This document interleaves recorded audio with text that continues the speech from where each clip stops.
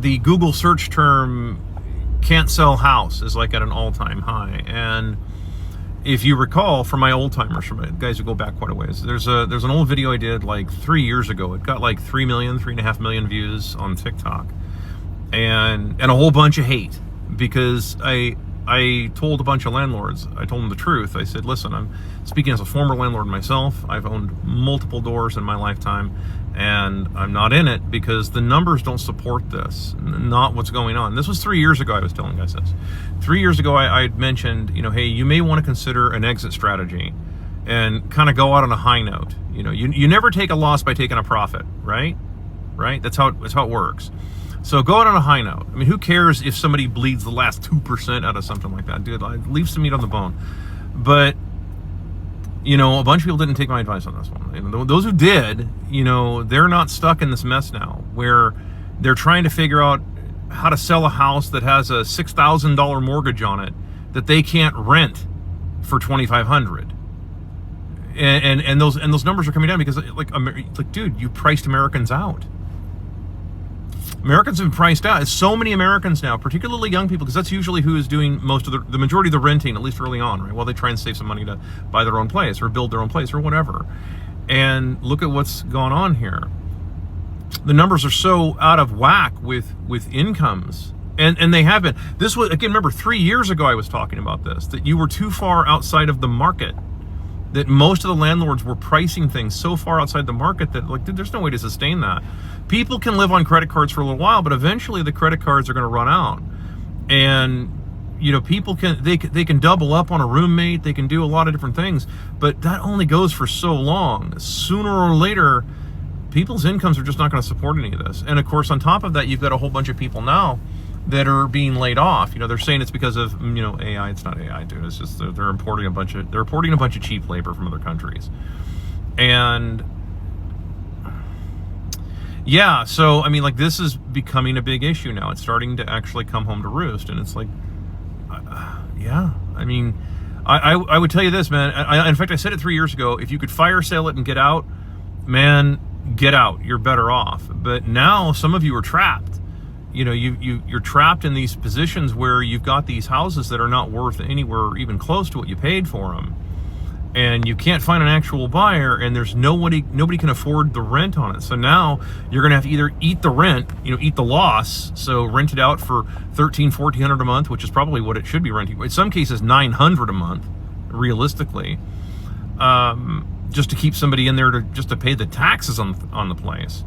And then you have to eat the rest of that. And it doesn't mean that the house is going to go up in value, because I know that there's this idea that gets bantied about, and all the airport Marriott hucksters all talk about this stuff, and it's talked about on CNBC and all the other scam artists that say, yeah, real estate always goes up. No, dude, it doesn't always go up. It's not supposed to.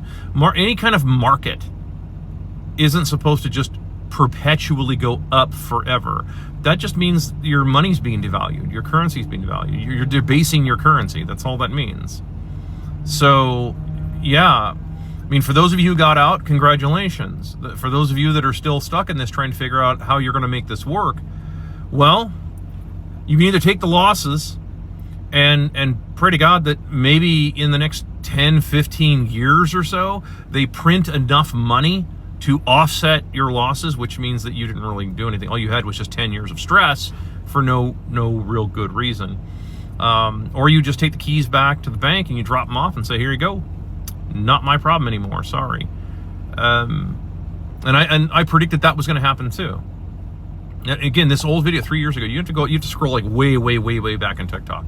But yeah, I mean, I just remember telling people this, that this was coming, that a day of reckoning was kind of coming, and it looks like we're approaching it now as people realize that they cannot continue to get these absurd rents from people that just don't make any money. And wages in the U.S. aren't going up; they're coming down, if anything else. On top of that, they're still importing a bunch of visas. Even Trump just recently, the Orange Messiah said yesterday or something like that. I guess we have a shortage in people who pick fruit. No, there's no such thing as a labor shortage. That's never been a thing.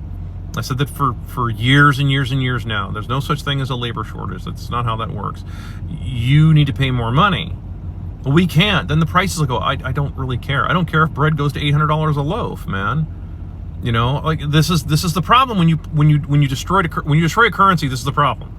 This is the problem. When you destroy a currency, this is exactly what happens. Every single time.